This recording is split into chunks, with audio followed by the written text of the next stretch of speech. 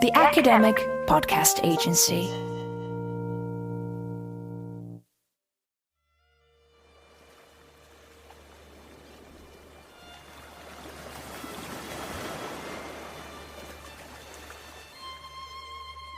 My name is Bassam from Syria. Right now I'm here in Chios.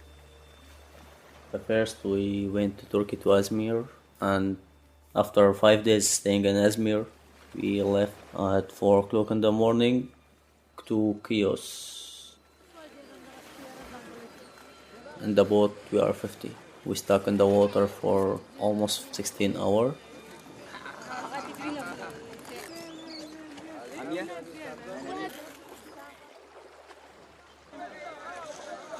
They call themselves commandos, and they just damaged the boat and they threw the diesel in the water, so we cannot continue to Greece. And they damaged the boat from one side. They throw some of the batteries in the water, the phone battery in the water, so no one can call and ask for help. I don't know, they want us to die or they want us to go back to Turkey, or I don't know how it's worked with them. We don't know who are they, and nobody knows. Yeah, because everyone gets scared. The boat was full of water. It's really hard for the children because the water mixed with diesels, and it's really hard to breathe. So that's why we are trying to show them to take first the children and the women, because most of the men, they are in the water and they are swimming. There's no more chances because everything is damaged and we are in the middle of nowhere. We don't know if someone will see us. We don't know anything. We are just stuck in the water.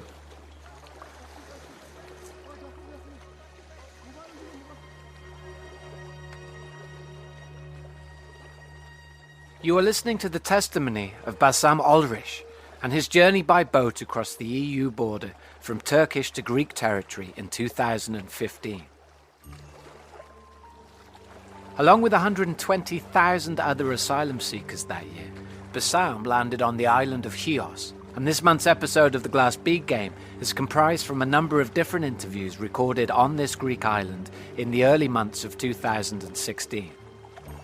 Through these stories, we hope to better understand the wider meaning of migration and the actual lives involved in its complex social, political, and moral repercussions. Who is afforded the freedom of movement from one country to another, and under what circumstances? Should the citizens of one nation require a special permission to travel through the territories of another?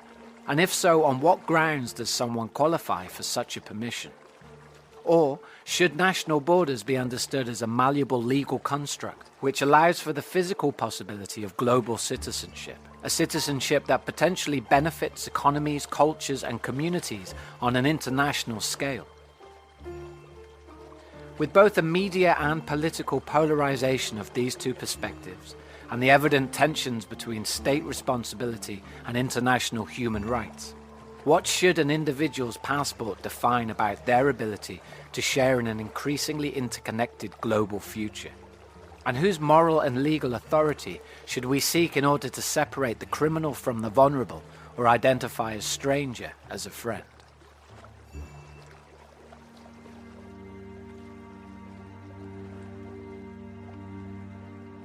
The time through which we are now passing is of exceptional character. This is the Glass Bead Game. The Glass Bead Game. My dear friends, Inform, investigate, and engage. Greece cannot manage the situation alone. It remains absolutely vital, therefore, that the relocation efforts are prioritised and implemented. It should concern everyone. And as a father, I feel deeply moved by the sight of that young boy on a beach in Turkey. And that Britain is a moral nation, and we will fulfil our moral responsibilities. It's time to wake up. Either we have massive orderly relocation, either we will have a repeat of what we've seen last year. Countries have to wake up. There is no other plan. The situation is very, very hectic. Living conditions here are absolutely inhuman. Last night there were people sleeping outside in the mud without not even a tent. The majority of the people here are from Syria and Iraq. Most of them are vulnerable women and children. And we also have many, many people who have disabilities.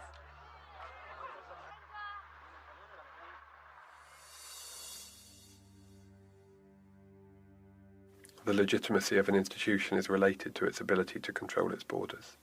And I think in the popular imagination, the legitimacy of the European Union as an institution is challenged by this arrival. I'm Michael Collier, and I'm a reader in geography at the University of Sussex. Right now, there is an awful lot of media noise, and indeed a very real problem, or crisis, as it's commonly termed, of people trying to get into the EU, primarily from Syria, via Turkey. Has the issue of migration and refugees intensified over the last 10 years, particularly in Europe, or is it a global phenomenon? No, it hasn't even intensified in Europe that much. And when you look at absolute numbers of asylum claims, for example, which is one of the standard measures, it is larger in the last 12 months than it has been previously, but not that much larger than if you go back to the previous peak at the end of the 1990s, for example. And if you look at elsewhere in the world, again, in terms of absolute numbers, the European Union actually comes some way down the scale. Lebanon, for example, currently has 2 million refugees in a population of 6 million. The European Union is making a lot of fuss about 1 million refugees in a population of just over 500 million.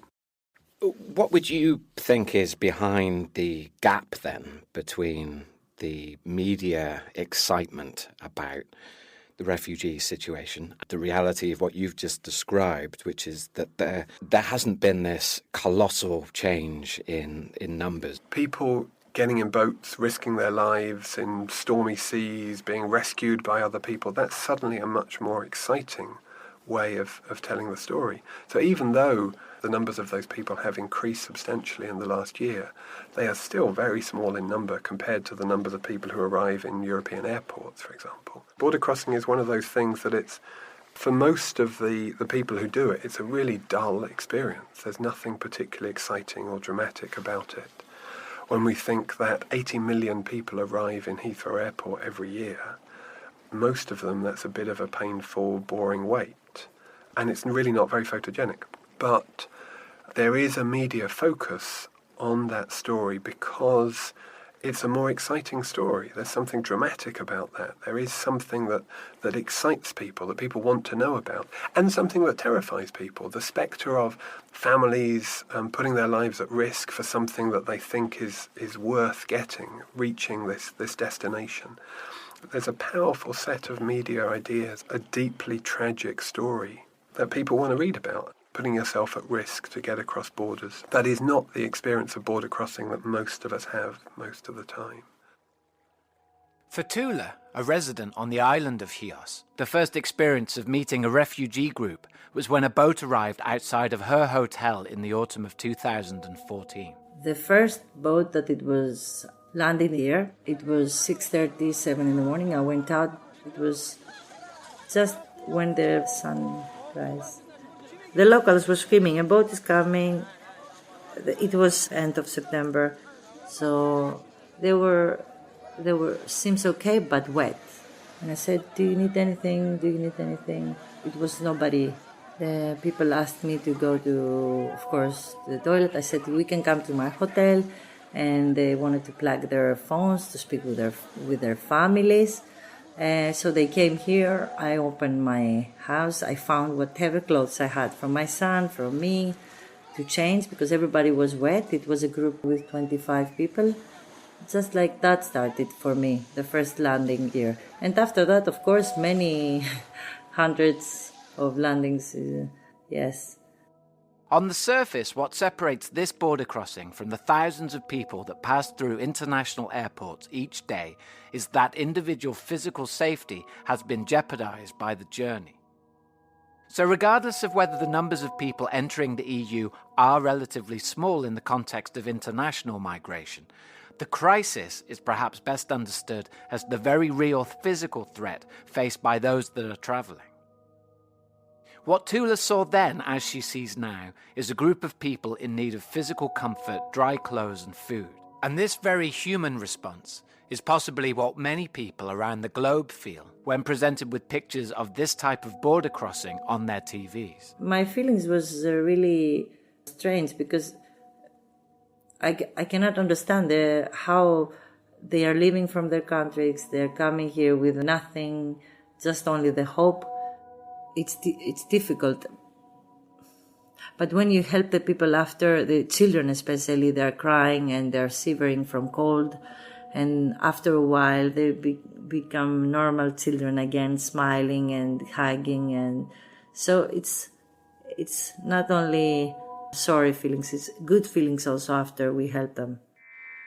Is this the responsibility of the state in any given country, or is this the responsibility of individuals to feel empathy, to help with people coming into their country? Technically, it's a responsibility of the state. If the state has signed certain international agreements which commit the state institutions to protecting individuals who need this protection, then there is a responsibility of state institutions to do that. Clearly, there's a big grey area there around who needs protection and exactly what that protection should consist of. The obligations that state institutions owe to individuals seeking protection have been more and more limited progressively. And the people that they owe those obligations to have been more and more strictly defined. What is migration, and is it important to you? Personally, I think it's a pain in the arse. I think it's costing the country an absolute fortune. To me, I just think it's an inconvenience. I understand if they're legitimate, but if they're not, then I don't agree with it. Migration, I thought migration meant leaving the country. And what does it mean to me? It means people looking for a better future, trying to improve their lives and their families. So going to places where there's work and money. I do worry about the influx of people coming to this country when there isn't a structure that can support it. You know what I mean? And there isn't a lot of our own kind of people being looked after with the healthcare, housing, and job opportunities. You know, it'd be nice to see the British people being looked after first, and then helping others after that for good. And our people suffering at the hands of it. Sometimes it seems as happening.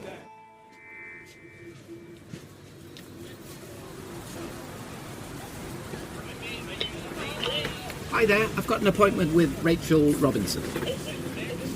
It is, yes. Thank you. So apart from the possible threat to personal safety, what else differs from the arrival of boats on the shorelines of Chios with the wider concept of general migration? Hi, nice to meet you. How you doing? Yes, good, thank you very much.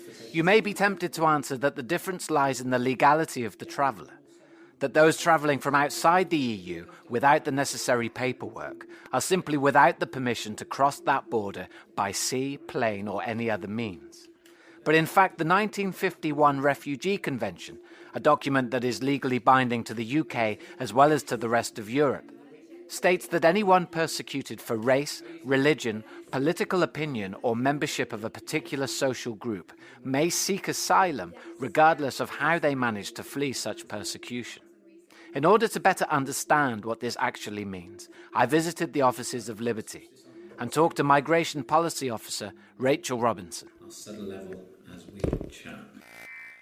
Following the Second World War, really the response of European countries to the horrors of persecution which happened in Nazi Germany and elsewhere in Europe was to say never again. You know, the Refugee Convention and the European Convention on Human Rights were both documents that grew out of that and were a response essentially to the horrors of that conflict. I suppose what I'm interested in is that if Europe has signed up to these human rights acts, legally we are tied to these ideas, these principles. Yeah. And now we see with the European approach to the refugee crisis, real willingness of individual countries to turn their backs on these principles, on these critical principles. So we see that in the extent to which the countries at the borders of Europe are being required essentially to take on disproportionate responsibility, and responsibility which is not accordant with their capacity.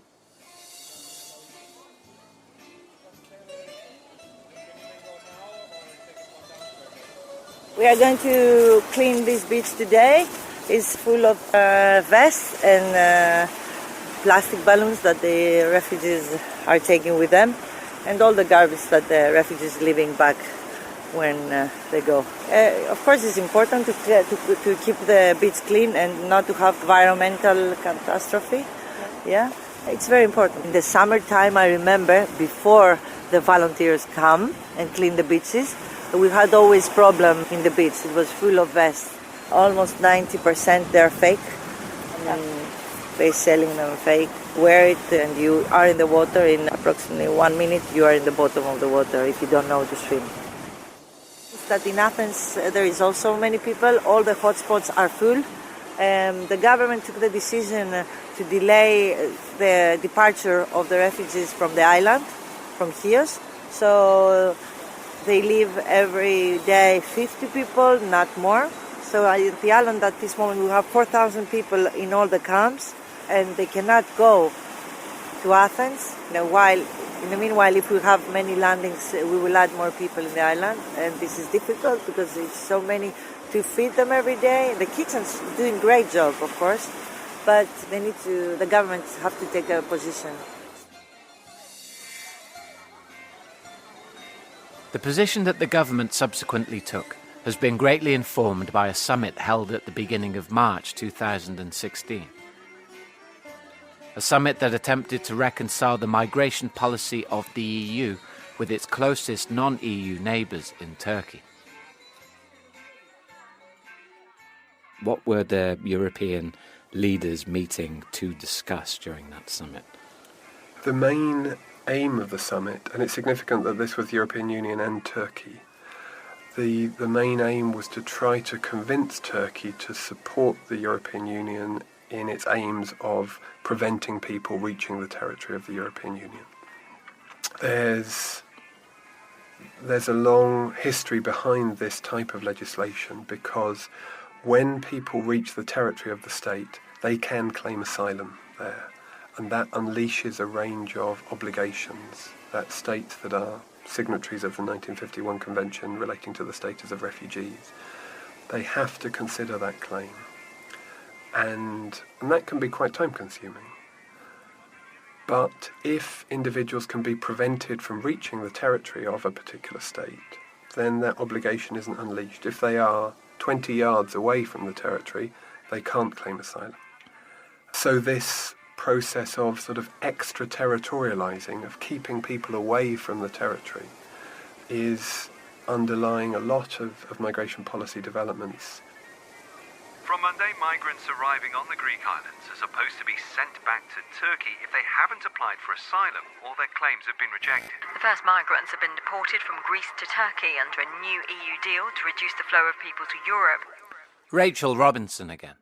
With the recent Turkey deal, we see an extension of this incredibly irresponsible approach. Essentially, what the EU is attempting to do is use Turkey as a refugee containment area to prevent people from reaching Europe. This isn't an attempt to really avoid responsibility, not a kind of collaborative approach which is thinking about the basic rights and freedoms of the human beings involved in this process. And there are huge problems with Turkey and Turkey's approach to refugees and refugee protection. For a start, it actually doesn't recognise individuals from outside of Europe as refugees per se, so that it doesn't actually have the infrastructure in place to formally recognise people from, for example, Syria as refugees in its country.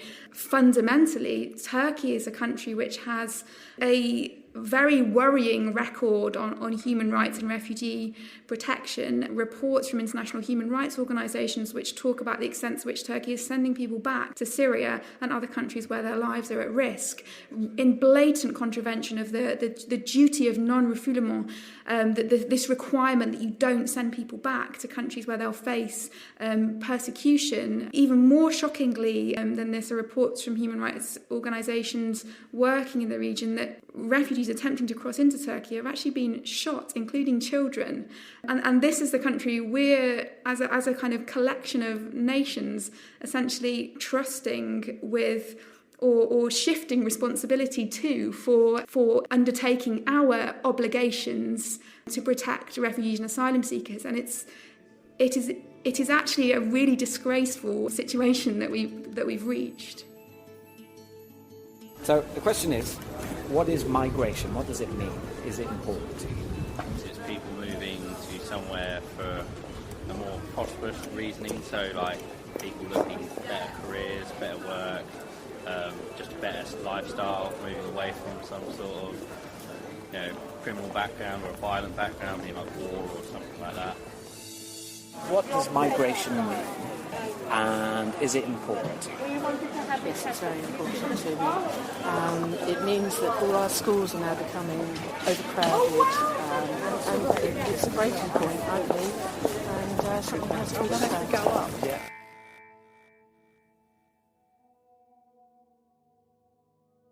In 2011, in Syria, I got caught by government and I went to jail for 1 year. 1 year and 3 months. Actually, you don't see anyone. The room, it was 1 meter only. So it's only standing, sleeping standing, everything is standing. Food they give only twice a day and sometimes they forget it. It's a bread or potato and this is what they bring. And sometimes water every 2 days. Washroom, you go only 1 a day. Yeah, and always, they ask you to go out for some questioning, beating. Because when they keep asking questions, they ask me a question I never heard about it. Some question like in 2004, 2005, you've been against the government. In 2005, I was 14 years old. I don't know. I was thinking only to play football.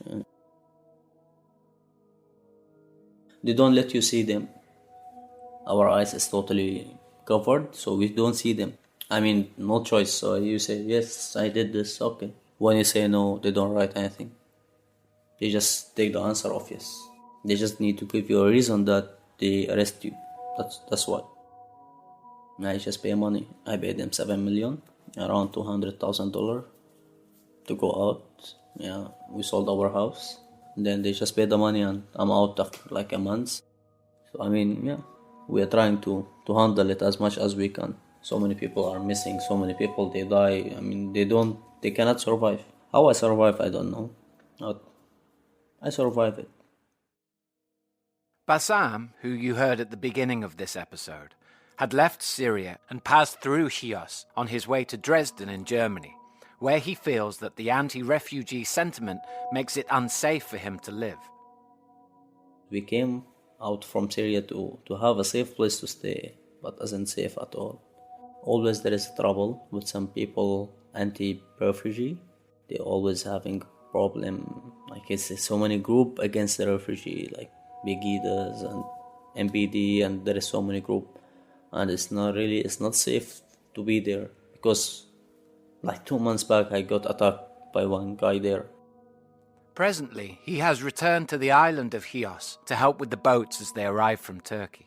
A journey that he understands firsthand to be a necessary attempt at finding a life free from fear, incarceration and harassment.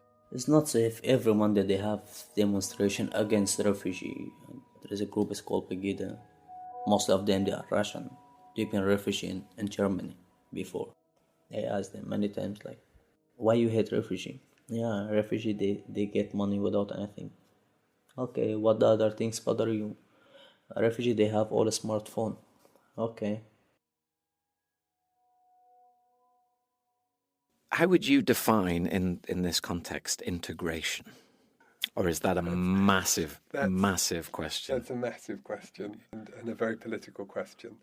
Because surely that is problematic. If people, we use these words like integration and people nod as if, everybody's on the same page, but surely they mean very different things. Yeah. So integration, for some people, it means behaving like the people who live in this country in as many respects as possible. So there's a level of cultural assimilation involved in that. Certainly within academia, that's been rejected for a very long time. But within certain sections of the press, that kind of understanding of integration is still fairly significant. Integration means not wearing certain clothing or not behaving in certain ways. You have to behave like people who live here if you are integrated, and that's one of the sort of popular measures of integration. I think the classic text on this is Nevgak Solguk, States and Strangers, in 1995, that made the point that in any question of identity, individual identity, community identity, the focus is initially on what you're not, on defining yourself against something. So identity is oppositional in that sense. And the point that Soguk makes in that book is that refugees serve that purpose for the state. So refugees, by definition, not citizens. They are outside of the state. And they're therefore important in highlighting things that citizens are, the rights they have, how they relate to the state institutions. The refugee doesn't relate in those ways, and the refugee is an ideological outsider because they help people to understand the privileges that they have as citizens. So it's one of those, if the refugee didn't exist, you'd have to invent it kind of line, because they are essential to understanding how citizens relate to states. And I think that's a very helpful explanation in starting to explain the popular reaction. I mean, clearly, when groups like Peggy go and beat up refugees, they don't have that sort of ideological oppositional identity in mind. But there is a sense in which they recognise the refugee as someone who is other, who is different, who is clearly not a citizen. And in that sort of political activism, they don't want them to become a citizen, because that will then start to change who the citizen is. And for many people, that is alarming.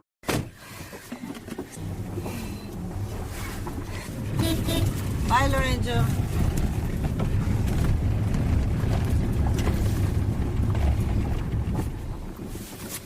Yeah, now we're patrolling, and we stop in the beaches with binoculars, and we see cross if we see any boat, and we have in our cars clothes, food and water, snacks, and in case that we have a landing, we will be there, provide and help the refugees. For Tula, the arrival of refugees outside of her hotel is clearly not a political crisis, but rather a humanitarian one. However, the degree to which these two concepts are considered to be synonymous with each other often confuses the media and the public as we try to apply a meaningful narrative to the desperate movement of people across the Mediterranean. Paul Statham runs the Migration Centre at the University of Sussex, which amongst other things produces work exploring the gap between migration policy and migration reality. I've been working more on the public debate side, and politics distorts or basically shifts attention around and what impact that can have and how it changes how people potentially view things, but also can change how policy can be driven simply by politics. And then there's another world going on of the reality of the problem, and whether the two worlds ever join together or not is quite difficult. For me, it's very difficult because of my age, I believe. Most of the landings are in the night, but it can happen many times during the day, that it can be all day. The extent to which political agendas and media coverage are able to dictate the morality of good or bad migration cannot be underestimated. And in this regard, it is surely significant that volunteers such as Tula are interested in helping people rather than nationalities, and that the principle of human rights are not exclusive in their protection of those considered vulnerable. All the organisations that are faced with the context of a surge of interest, lots of good intentions floating around, but then there's the question of whether good intentions lead to good outcomes, because you actually need knowledge of what's going on to, address some of these things. So, why would Syrian refugees be more deserving than refugees from anywhere else, when the whole principle of refugees is supposed to be people seeking sanctuary wherever they come from? It, never came with some kind of national or ethnic marker. But what happens is a media explosion. Everybody wants to know the answer, and it should, for the media, of course, it should be a quick answer and a simple one. A very good example would be the change or transformation that took place after the photograph of the little boy washed up, and there are actually 3,000 children who've washed up in a similar kind of period. But the impact of the photograph and then the impact, for example, on politicians being forced to put things in place to try and address refugee issues. Then on the other hand, you've got people who've been working on these things, saying the same things for years and years and being basically unheard. The weather is good, but we stop. That's why we will stop now, and we will hear in the beach if there is any boats coming.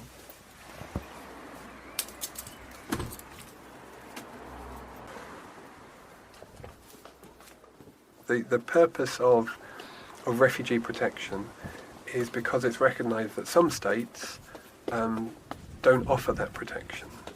The reason why international protection is needed is because of a failure of national protection. The line in the 1951 Refugee Convention that states have to be unwilling or unable to protect individuals who are suffering from persecution of various kinds. And that's key, that this is a failure of state protection. So there's an implicit criticism within the refugee system that a state who offers asylum, who recognises a refugee coming from another state, is implicitly criticising that state because within the legislation it says that that state is unable or unwilling to protect those individuals.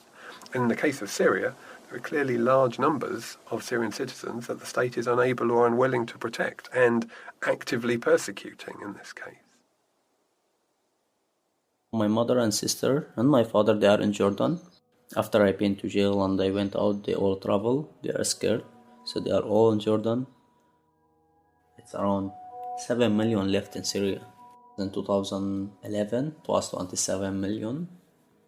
Latest update from UNICEF, it was 600,000 being killed in Syria in this war.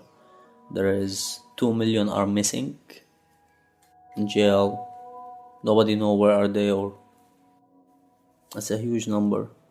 So right now there is no people left in Syria. Syria is for the government right now only. There's a broader question about lack of control. That all of those 80 million people who arrive in Heathrow will be processed through this ordered system of border control, and they'll have their passports checked, and that's somehow the state institutions, the border control, the UK state in the person of the person who is checking your passport. They are in charge, and they are letting in people that they have examined on an individual basis, even if only for a few seconds, and that is a decision of the state to allow that person in. So when people arrive outside of those channels, outside of those authorised channels, it suggests something about the capacity of the state, of the European Union, of whatever state institutions are responsible for letting those people in, that capacity has somehow been eroded, that they're not in control of that process. 22 of October, they told me, "Hi, we are on the bus to Macedonia. How are you?" I tell them, "What is the situation here?" And I ask them, "How are you?" "Hi, we are all fine. We are in Austria now. And here we are alive. It was very difficult. We are all very exhausted." Email allows Fatula to keep in touch with many of the refugees she has helped over the last few months. One such family, which passed through Chios, found asylum in Austria before moving on to Germany. At 9 of February, he sent me again message. "Hello, how are you? I've learned a little bit German. I can make conversations now. And I met new people. I met a German girl and she's really beautiful. And we love each other. Also, I go now to a pharmacy here to learn more about the pharmacy work in Germany and to learn more German. My sister goes now to school and everything is fine for now. I just wanted to say hello and check on you, how everything is going, and how is your little boy. I hope he's doing great." And then, at 9 of February, "May God bless you all and protect you. People like you is the reason why many other people in need still have faith in humanity." Yeah, I will never forget also this group. What is your thoughts of how ideas about migration in the EU or universally will play out in the next 10, 20, even 50 years? I think that the recent developments encourage more territorialism And what we've seen over the last year, 2 years, maybe even longer, is a gradual retreat into particular territorial zones within the EU. I think people are realising that, to an extent, it's not something which can be stopped. The numbers that we're trying to stop are relatively small in absolute terms. In relative terms to the numbers of people who come every day into the European Union, they're tiny, and a fraction of a percentage. We need to realise that this isn't as big an issue as it's been made out to be. And it is increasingly difficult to stop people. Once people have got into boats, it's too late. Without harming their human rights in unacceptable ways, you can't stop them. The refugees are not going to stop easily to coming. Everybody knows that, so it might take years. So now, in this point, I'm worried more what is happening in the borders than here. Here, the refugees say that they find like a paradise. When they're leaving from here to go to past the Domeni and to go the borders, there is the difficult, I believe. Only 3% of the world's population are international migrants. It is an exceptional behaviour. The European Union experience of migration within the EU, which, it's important to highlight, is not migration in EU terms, the largest effective no-borders zone in the world in history. And that experience underlines what we know and repeat a lot within those of us who work on migration studies, that typically people don't want to leave. People like being at home. Even if I don't have in the hotel, I will have them in my life. Because like in our team, we say that we are going to be here until the last refugee will leave from the island. So this is a big commitment, I know. But I have... everybody support us. So, yeah. All the volunteers that are coming here, they know, they see what we do. So I believe they will continue coming. The development of walls and new fences can only be understood as a performative action. This is something that governments are doing not in an attempt to control, because they know that's not possible, but in an attempt to demonstrate that they are in control, to shore up this idea of the legitimacy of the state. That effectively, Slovenia closing its borders, Austria talking about building a wall, this isn't because they think a wall will stop people coming, it's because they think a wall will demonstrate, largely to Austrian citizens, that the government is doing something to control the borders. And as people from outside of Europe gain the ability to know about things, to travel more easily, this sort of situation is going to become more significant. I would hope that it's not portrayed in the ways that it has been at certain times over the last year or so as something drastically concerning, other than from a humanitarian perspective. It's like I say to everybody, if you were in my place, see the refugees every day, you will do the same. Imagine how many volunteers are coming from all over the world, leaving their jobs, leaving their lives, and coming to help us and help the refugees. So I cannot close my eyes in this problem. I don't know actually how was my life before. Now it's completely changed, and I like that we help so many people. Simple things. I'm like just a girl from a village and just want to help people. That's all, actually.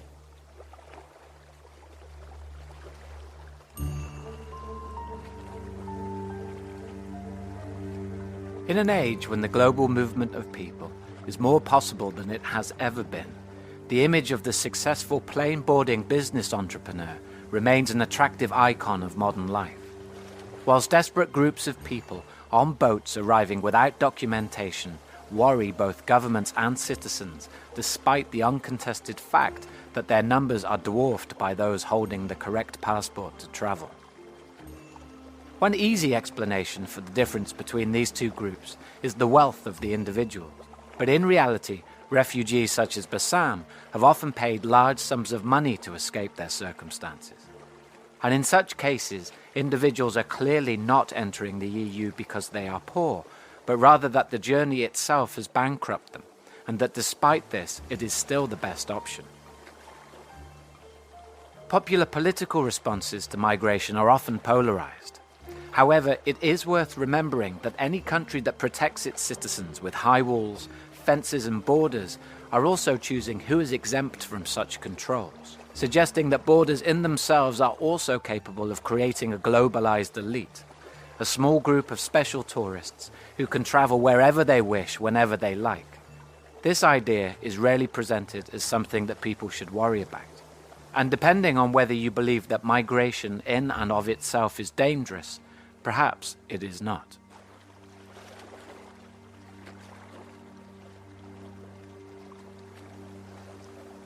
All contributors, academic profiles, and relevant publications can be found listed on the Glass Bead Game website at www.theglassbeadgame.co.uk. And if you'd like to hear more episodes as and when they are released, why not subscribe for free at the top of the site?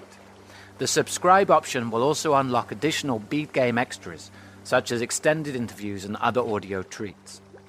Next month's episode is an inquiry into the modern-day US civil rights movement and the meaning of racial equality. Your presenter and director has been Will Hood, and the series producer is Rob Alexander. The Glass Bead Game has been brought to you by the School of Global Studies at the University of Sussex and is an Animal Monday production.